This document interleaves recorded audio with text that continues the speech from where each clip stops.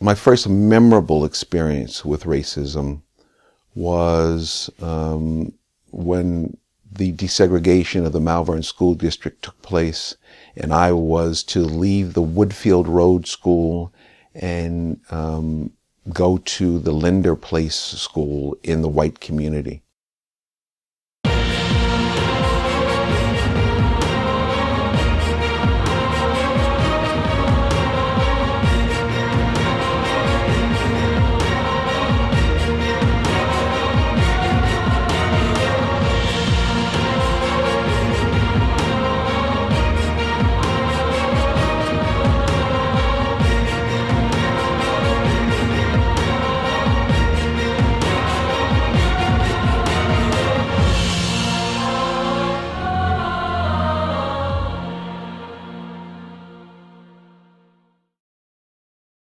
And my experience there was to see the picketing and the disconnect between peoples in the very same school district.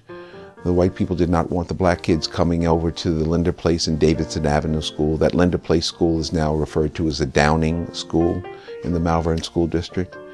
And the response from the African American community was that everybody should have an equal and fair opportunity to be educated. It was interesting because the African American students, including myself, were being moved, bused basically, from the Woodfield Road School, which is in the heart of Lakeview.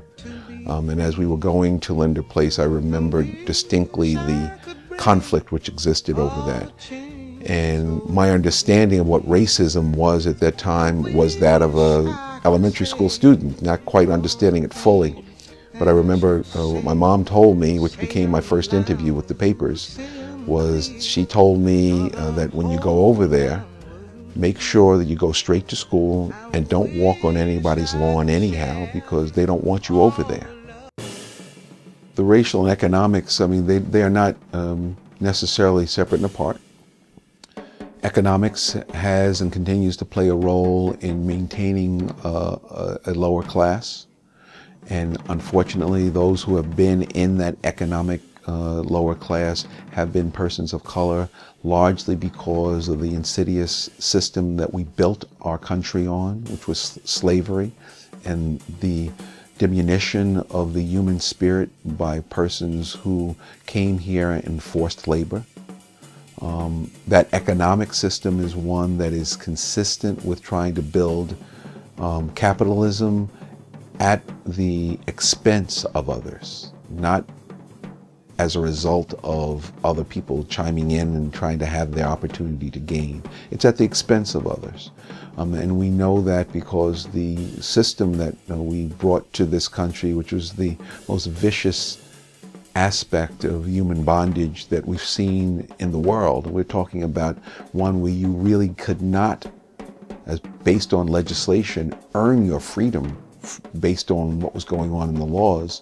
It was something that was legislated and then supported by the Supreme Court of the United States. Justice Taney stated in Dred Scott clearly that there were no rights that any African American had that any white person was bound to respect. So understanding that, knowing how that was legislated, it was so ingrained in the American system because it was part of the economic system. The forced labor helped to build the economic system.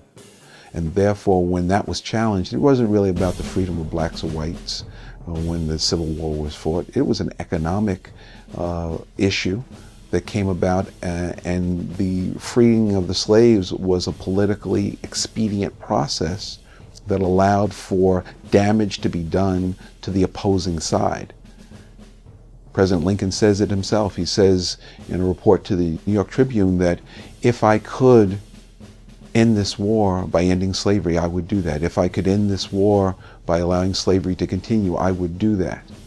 And when he talks about that, his focus, even though he was one that made it clear that he was contrary to slavery, the institution of slavery, his whole point was the preservation of the Union. And therefore, there were people, there were items, because we were, at that point, chattel, that were expendable. Right now, I think that we suffer from that. Right now, I think that we suffer from the hurt that caused because we never did go through a process of healing. The whole Reconstruction process was faced with all types of resistance. Even half the country, when you go down past Washington, D.C., they want to refight the Civil War again. You know, the whole thing about the rebel flag and, you know, you're in Dixie now. A lot of folks have not let that go. And because we don't talk about it, because when we do talk about it, it's as though we are speaking about something that's taboo, we then fall into the same trap over and over again because we've never gotten through the process of really healing as a nation. That is unfortunately a reality that we face.